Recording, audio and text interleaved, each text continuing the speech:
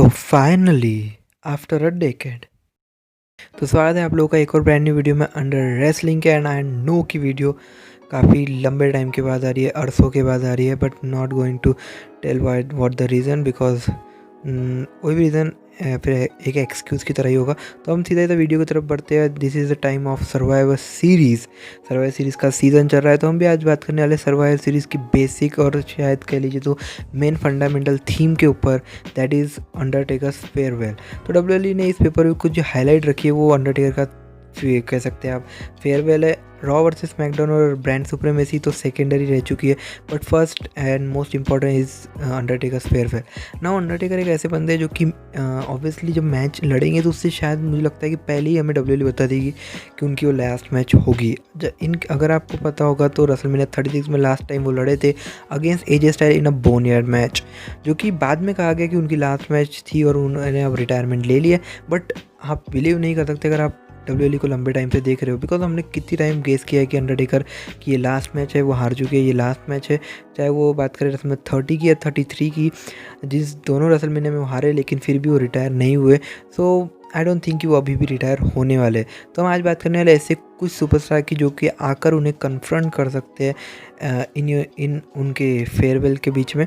तो शुरू करते हैं हम पहले सुपरस्टार की, that is Finn Balor. Now Finn Balor, और बाय द वे मैंने जो भी सुपरस्टार को रखा है वो हायरार्की में, मतलब कि जो सबसे पहले यानी कि फिन बैलर है उनके चांसेस कम है और जो लास्ट होंगे उनकी सबसे ज़्यादा।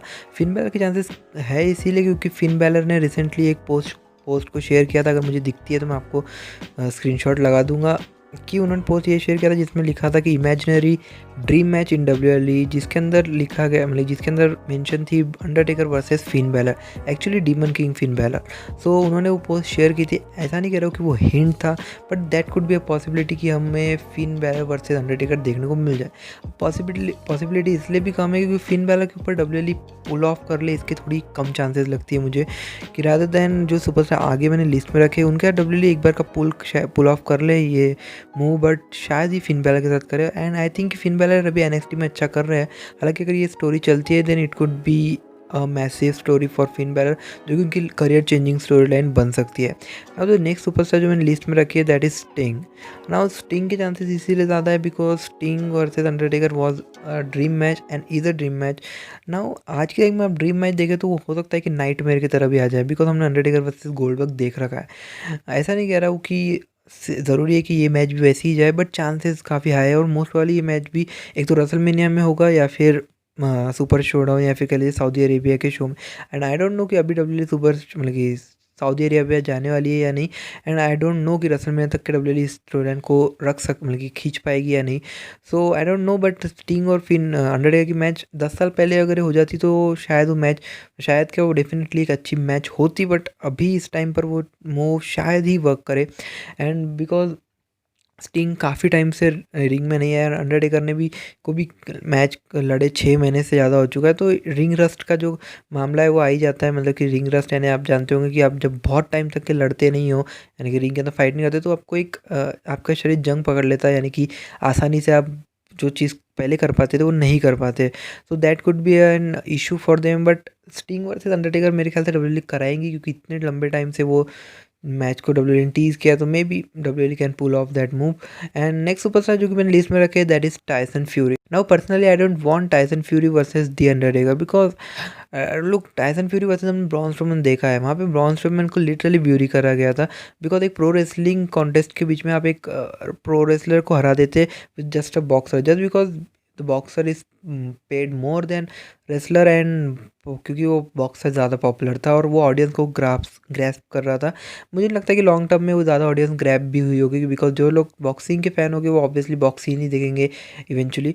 सो मुझे नहीं लगता कि वो आइडिया वर्क किया था। और इस टाइम पे भी अगर डब्ल्यूएलई ये करती है, और इसका वैसे मैंने टाइसन फ्यूरी को इसलिए लिस्ट में रखा है बिकॉज रिसेंटली टाइसन फ्यूरी के ट्वीट पर अंडरटेकर ने रीट्वीट करते हुए कहा था कि वो उन्हें पर्सनली लड़ते हुए देखना चाहेंगे एंड उन्हें कांग्रेस वगैरह कहा था। मतलब उनकी ट्वीट पे रीट्वीट किया था, और रीट्वीट करते हुए उन्होंने अपना कैप्शन में कुछ चीज़ें लिखी थी जो कि मैं आपको स्क्रीनशॉट लगा के दिखा दूंगा।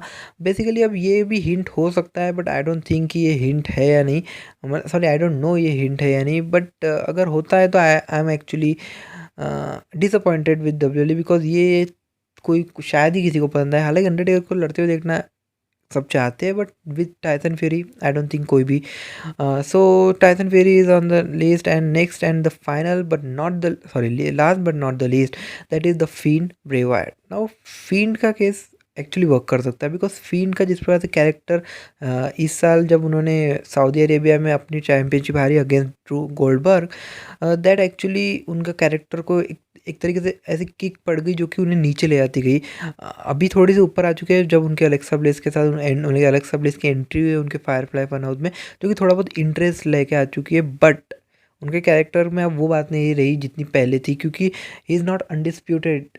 जैसे कि देखा है तो फिन बेलर का demon king character pay per view के अंदर अनडिफिटेड है, और उसे कितने साल हो चुके हैं, ऑलमोस्ट 4-5 ईयर्स, बट जो फीड 1 साल हुआ है उन्हें अभी कैरेक्टर लाया, और वो 1 साल भी नहीं हुआ था जब भी वो अपने कह सकते हैं अनडिफिटेड स्ट्रीक हार गए, तो that was bad for him. तो अगर अंडरटेकर के साथ वो राइवलरी में आते हैं, that can pull him off नहीं कह सकते उन्हें, उनको बहुत अच्छा पुश आ जाएगा।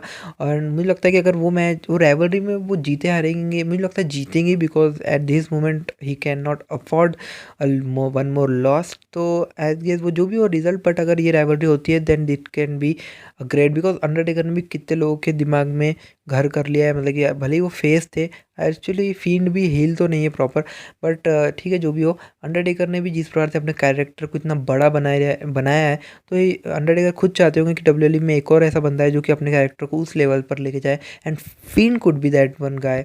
सो मुझे लगता है कि फीन आ सकते हैं, एंड फीन वर्सेस अंडरटेकर बहुत अच्छी राइवलरी हो सकती है, बट इन चारों ही सुपरस्टार में जो भी है, लेकिन इसमें से बात ये है कि डब्ल्यूएलई इसे रेसलमेनिया तक के खींचेगी स्टोरी को, या रॉयल रंबल तक, आई don't no. What is your thoughts about this 4 superstar, या फिर आपको लगता है कौन आ सकता है अंडरटेकर को इनके अलावा कह सकते हैं कन्फ्रंट करने, या फिर आपको लगता है कि अंडरटेकर सचमुच रिटायर में हो जाएंगे एट सर्वाइवर सीरीज? कमेंट लिखे अपने थॉट बता दीजिएगा। वीडियो पसंद आएगी तो लाइक शेयर और चैनल को सब्सक्राइब कर दीजिएगा। आज की वीडियो के लिए इतना ही guys, until next time guys from Under Wrestling, will see you letter.